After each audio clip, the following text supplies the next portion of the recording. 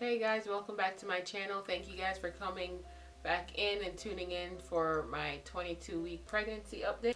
If you guys have been following my channel for a while, you guys know that this is my fourth child and I am having a girl, and according to the pregnancy app that we use, the baby is as big as a spaghetti squash and is 8 inches long and 1 pound. And last week, I feel like the last week the baby was longer than 8 inches.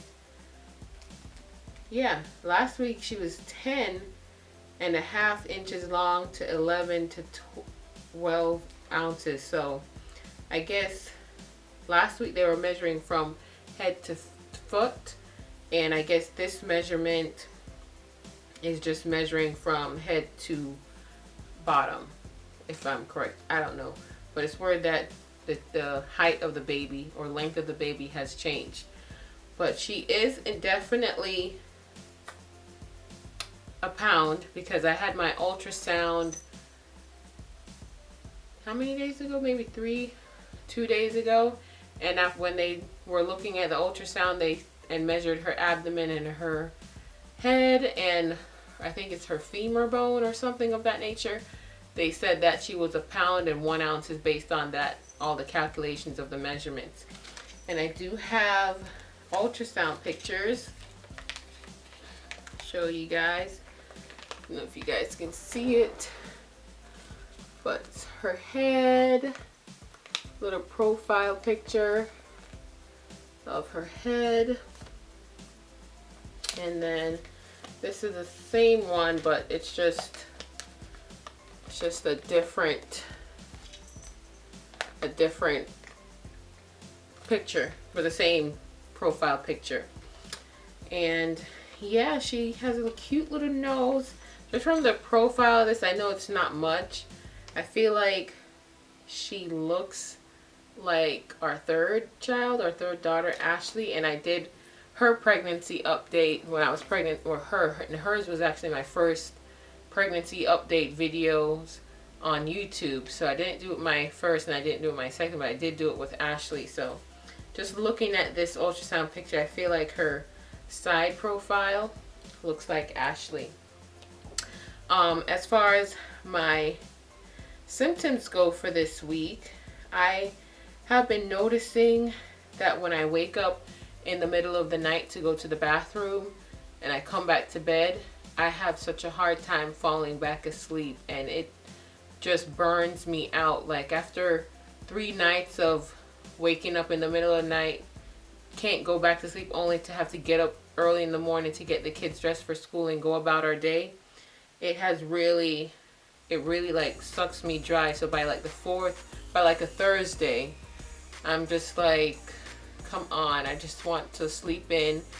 I can't get out of bed. So that has been really fun lately. So I've been trying to get better at cutting back on my fluids the closer it is to my bedtime, and consuming more fluids as I am earlier in the day, so that I can empty my bladder as frequently and as much as I can to possibly avoid that waking up in the middle of the night thing, which, you know, you can't really avoid it, but it's worth a try. I got a doula this week. I had my first appointment with her, so I'm so happy that I was able to do that. Excuse me. So she started with us this week, and with Ashley we had a doula, which I was so happy that we did. And the reason why I wanted a doula was because with my first, I did the epidural and it didn't work, and I had ended up having to feel those contractions, and then she was born.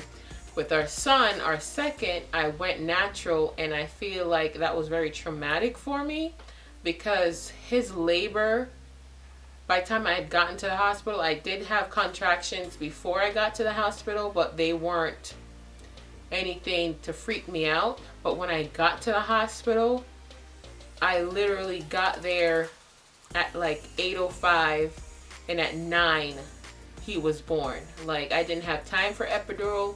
My labor just had progressed it so fast that I wasn't able to internalize the process of birthing him. And I feel like that traumatized me as far as the pain. So when I found out I was pregnant with Ashley, I said, there's no way we are doing this birth without having a doula. And that's how I ended up getting a doula with Ashley. And that birth was just amazing. I did get an epidural and it worked out amazing. If you guys went back, or you guys been following me, when I did my labor and birth story with Ashley, I was just sharing how overjoyed I was on the birth of Ashley in the process, and it was just amazing. So with all that history, I said I wanted to do a doula again, and she came. We talked about birth plan, and I don't really necessarily have a birth plan. I'm game for going natural, and I'm game for epidural either way. And I even talked about possibly doing a home birth, but with my pregnancies being high risk, I'm not gonna try to risk that factor. So we're gonna stick with the hospital, and with her by my side, of course, with my husband. And we're going over techniques. She has me watching spinning babies, or looking into it. So I've been looking into that hypno birth, hypno babies. I haven't done the whole hypno thing because I told my husband, he's like, I'm not about no hypnotizing stuff. So it might sound ignorant of us, but we just haven't researched it enough. Let's put it that way, to really fully decide if that's what we want to do. But I want to, as far as what we have talked about, me and my doula, I want to be able to mentally be ready if I have to go natural, and I want to be mentally ready if I have to get the epidural. Either way, I just want to be mentally prepared for labor. And in being mentally prepared, I want to be able to have better techniques in pain management to get through the contraction cycle, to get through the pain of the transitioning and all that stuff, so that it doesn't take me like it did with my son. So that was exciting. It was amazing just talking to her, and her giving me her insight and her knowledge, and telling me of stuff that, you know, she recommends me researching. And in our next visit, we're going to go over, I think she was saying, like, birthing positions and like, I don't know what you call it, like pressure techniques to help ease the pain. But we'll see how all that goes. And for me personally, I've been noticing that I cannot get up things up off the floor. Once they're on the floor, it just has to stay on the floor, because if I'm noticing that it's getting harder to like bend over with my stomach getting bigger. So whatever's on the floor stays on the floor. I can't eat as much food as I want to, but I'm eating a lot frequently because I feel like all the food is literally sitting up in my chest. And last week I was 43 inches. This is the picture side profile of my stomach, front, and the side. And I've been asked if I'm having twins more than once, and I'm not. So that means that my stomach is just bigger. So this is the front. This is the side. And I did go ahead and purchase that one belly support that I purchased with Ashley. I think it was my 20-week video or 22-week video. You guys can look at that. And it's supposed to support, as the belly gets bigger, any pressure that you might have. So I wore it once. I can't say that I've been wearing it all the time. So I'm going to start doing that as my belly gets bigger. So let's see how my belly is. Last week it was 43. Make sure I'm doing it properly. This week, yep, this week's about 43 also.